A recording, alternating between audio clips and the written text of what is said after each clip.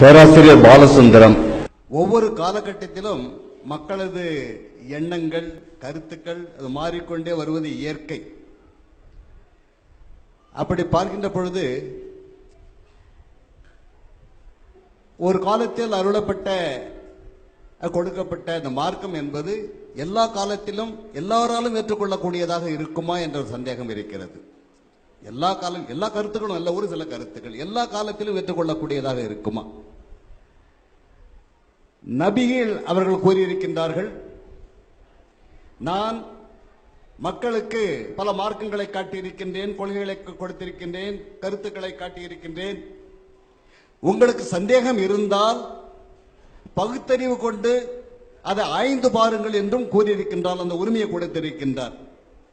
அதனது அர்த்தம் நான் என்ன நினைக்கின்றேன், கருத்து சுதந்திரம் கொடுத்திருக்கின்றார் என்று நினைக்கின்றேன். கருத்து சுதந்திரம் கொண்டு பகுத்தறிவு கொண்டு ஆராய்ந்து பார்க்கின்ற பொழுது சில சிந்தனையாளர்கள், சில எழுத்தாளர்கள் மாறுபட்ட கருத்தை கூறுகின்ற பொழுது அவர்களுக்கு கடுமையான தண்டனை கொடுக்கப்படுகிறது. இப்ப கருத்து சுதந்திரத்திற்கு இஸ்லாத்தில் என்ன இடம் இருக்கிறது? மன்னிப்பு கிடையாதா? மன்னிப்பு என்ற ஒரு அம்சத்திற்கும் என்ன இடம் இருக்கிறது என்பதை தெரிந்து கொள்ள ஆசைப்படுகின்றேன்.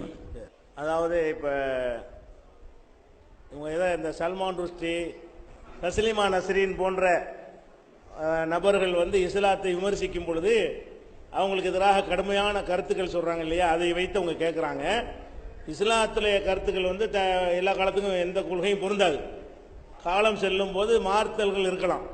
அப்படி இருக்கும் பொழுது கருத்து சுதந்திரம் சொல்றவங்களுக்கு எதிராக நீங்க நடவடிக்கை எடுக்கிறீங்களே, உங்க மார்க்கத்தில் கருத்து சுதந்திரத்துக்கு எந்த அளவுக்கு அனுமதி இருக்கு அப்படின்னு கேட்கிறாங்க.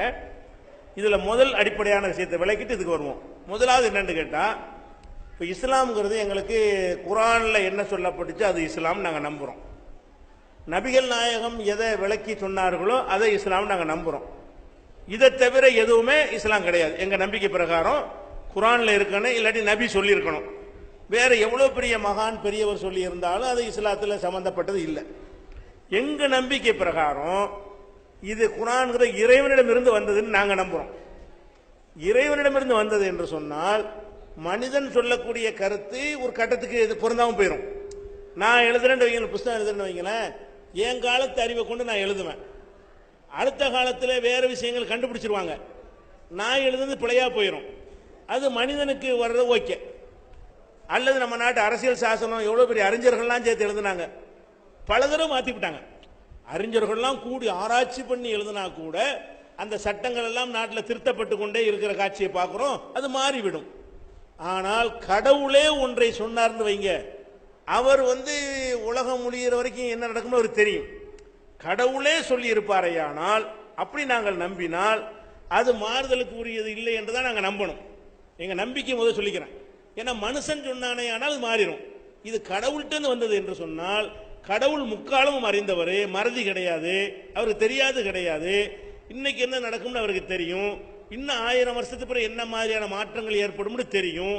அதுக்கெல்லாம் அனுசரித்த ஒரு கொள்கையை சொல்லி இருந்தாரையானால் அது பரிசீலனைக்கு உரியது இல்லை அப்படின்னு மத அடிப்படையில் நாங்கள் நம்ப வேண்டும் ஃபர்ஸ்ட். ஏன்னா கடவுள் வார்த்தை நம்பிடும் பொழுது அதை மனுஷன் கரெக்ஷன் பண்ணான்னு வரக்கூடாது. இது ஒரு விஷயம். அடுத்ததாக நடைமுறையில் நீங்கள் எடுத்து பார்த்தீர்களேயானால் குர்ஆன்ல உள்ள இன்ன விஷயம் இன்னைக்கு பொருந்தலன்னு யாரும் சொல்ல முடியாது. அதாவது எங்க நம்பிக்கை ஒரு பக்கம் அப்படி இருக்குது. நம்பிக்கையை கழித்து விட்டு பார்த்தால் குர்ஆன்ல அரசியல் சட்டம் இருக்குது. இந்த அரசியல் சட்டத்தை தான் அமெரிக்காவில் வரைக்கும் என்ன செய்யறாங்கன்னா, மிகச்சிறந்த அரசியல் சட்டத்தை வழங்கியவர்களில் நபிகள் நாயகத்தை 10 பேர்ல ஒரு ஆளை தேர்ந்தெடுக்கிறாங்க. உலகத்துக்கு அரசியல் சிவில் கிரிமினல் சட்டங்களில் சிறந்த சட்ட முறைகளை கற்றுத்தந்தவர் என்று அவரை தேர்ந்தெடுக்கும் அளவுக்கு எங்களுடைய சட்டங்கள் இருக்கிறது. இப்ப இந்த காலத்தில் திருடுனா கையை வெட்டணும்னு ஒரு சட்டம் வச்சிருக்கோம் எங்க மார்க்கத்தில். இது எல்லாரும் சரிங்கிறாங்க, இதுதான் சரியா வரும். குற்றங்கள் குறையதா இருந்தா கற்பழிப்புக்கு மரண தண்டனை கொடுக்கணும், இஸ்லாமிய சட்டம் தான் கொடுக்க வேண்டும். யார் சொல்றா? மதுரை ஆதீனம் சொல்றாரு, அத்வானி சொல்றாரு. அரபு நாட்டு சட்டம் கொண்டு வந்தா தான் அது குற்றங்கள் குறையும். அப்ப சில சட்டங்கள் நடைமுறையில் இல்லாட்டா கூட இஸ்லாமிய சட்டம் தான் பொருந்துன்னு சொல்ற அளவுக்கு எல்லாம் வந்து கொண்டிருக்கிறது. அப்ப இஸ்லாத்துல இந்த ஒரு சட்டம் எங்களுக்கு பொருந்தல அப்படின்னு எடுத்து காட்டி சொன்னீர்களேயானால் அதுதான் பொருந்தும் என்று நாங்கள் என்ன செய்வோம், நிரூபிக்க தயாரா இருக்கோம். அது தலாக்கா இருக்கட்டும், பலதார மனமா இருக்கட்டும், இந்த பர்தா விஷயமா இருக்கட்டும், குற்றவியல் சட்டங்களா இருக்கட்டும், எங்களுடைய வணக்க வழிபாட்டு முறையா இருக்கட்டும், இது ஹலாலு ஹராமு திங்க கூட திங்கலாம் இந்த சட்டமா இருக்கட்டும், இது இந்த காலத்துக்கு பொருந்தல என்று சொல்லும் விதமாக சும்மா வெளியில சொல்லிட்டு போயிடலாம். விவாதித்து அதை வந்து நிரூபிக்கும் விதமாக ஒரு பிழை கூட கண்டுபிடிக்கப்படலை. அதனாலதான் இந்த குர்ஆன் இன்னும் சொல்ல போனால் இது இந்த காலத்தில் உள்ள விஷயங்களை எல்லாம் குர்ஆன்ல சொல்லப்பட்டிருக்குங்க. இது கடவுள் வார்த்தை தான் என்பதற்கு குர்ஆனே ஆதாரமா இருக்கிறது நாங்க பார்க்கிறோம். இன்றைய விஞ்ஞானிகள் சிரமப்பட்டு கண்டுபிடிக்கிற விஷயங்களை எல்லாம் 14 நூற்றாண்டுக்கு முன்னாடியே குர்ஆன்ல சொல்லப்பட்டு இருக்கிறது.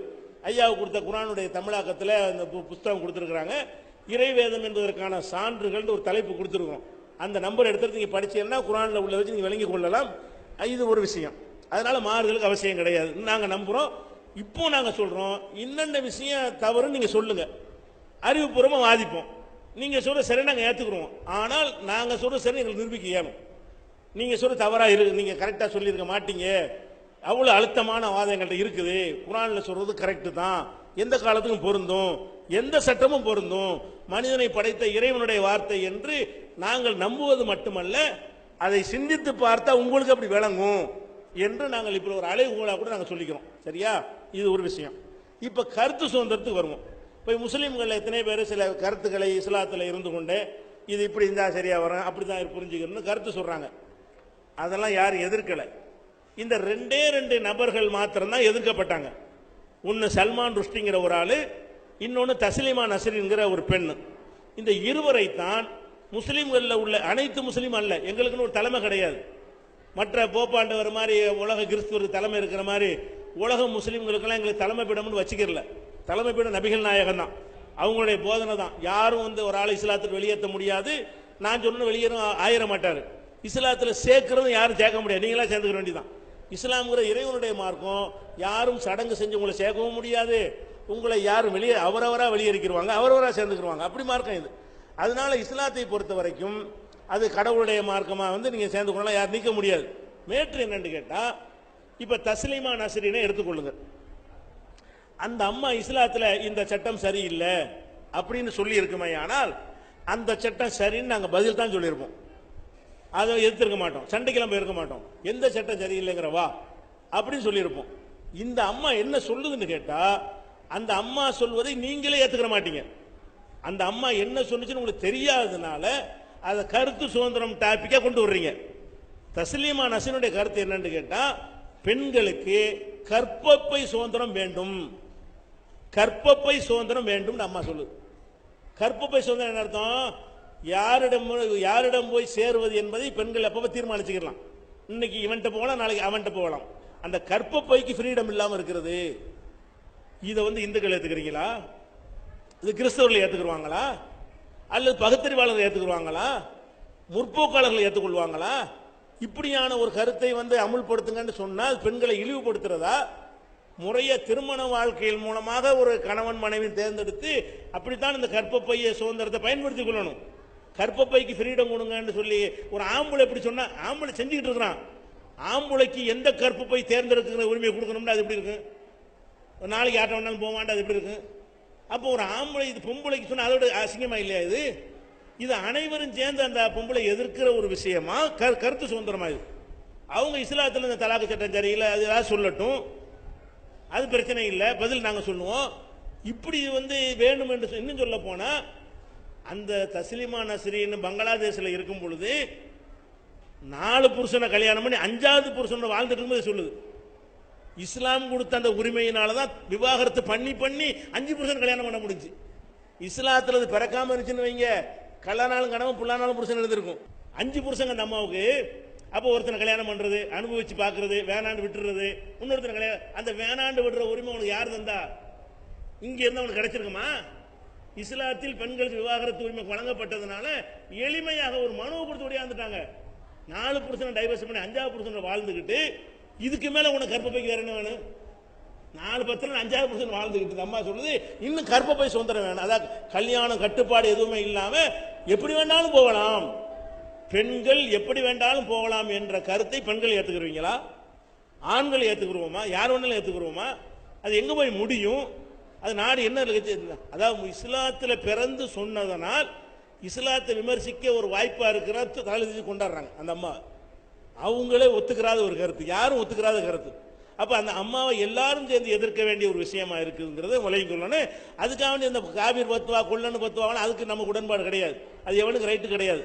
சில மத பீடங்கள் வந்து கிறுக்குத்தனமா பண்றாங்க, அதை நாங்கள் ஆதரிக்கவில்லை. நாங்க யாரையும் வெளியேற்ற முடியாது இஸ்லாத்தை விட்டோம். இது ஒரு விஷயம். சரி, அடுத்து சல்மான் ருஷ்டி, அவர் என்ன விமர்சனம் பண்ணாரு? அவர் விமர்சனமே பண்ணல, சொல்ல போனா அவர் ஒரு நாவல் எழுதுறார். சல்மான் ருஷ்டி என்பவர் வந்து சாத்தானின் கவிதைகள், சாட்டானிக் வெர்சஸ் என்று சொல்லி அது வந்து ஒரு நாவல் மாதிரி எழுதுறாரு. அந்த நாவல்ல என்ன சொல்றாருன்னு கேட்டா, அதாவது ஒரு கருத்தை விமர்சிக்கிறது வேற.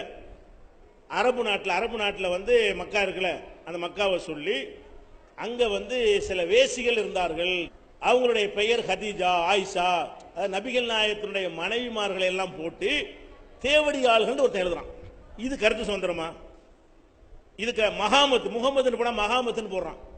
மகாமத் என்று ஒருத்தர் இருந்தார்னு சொல்லி கதை மாதிரி எழுதி நபிகள் நாயகத்தை அவங்க மதிக்கக்கூடியவர்களை எல்லாம், இது வந்து வேற எந்த மதத்தினுடைய புனிதர்களை சொன்னாலும் இது ஏத்துக்குவாங்களா யாராச்சும்? கருத்தை விமர்சிக்கிறது வேற. கருத்தை விமர்சிக்காம உன் பொண்டாட்டி தேவடியான்னு சொன்னா ஒருத்தன் ஒத்துக்குருவானா? உங்க அம்மா தேவடியாண்டா ஒத்துக்குருவானா? அது சொல்றாங்க. அதை விட புனிதர்களாக மதிக்கிறவர்களை பற்றி வேசிகள் என்று சொல்லி நபிகள் நாயகத்துடைய மனைவிமார்களை, அவங்களுடைய குடும்பத்து பெண்களை, அவங்க மகளை, இவங்களை எல்லாம் வந்து ஒரு தவறான நடத்தை உள்ள ஒரு ஆட்கள்னு சொல்லி தான் ஆரம்பிக்கலாம் அந்த புஸ்தகத்தில். இதுல வந்து பெரிய அறிவுபூர்வமான வாதங்களுக்கு ஒன்றும் இல்லாதனால உணர்ச்சி வசப்படுறோன்னு கோவம் வருமா வராதா?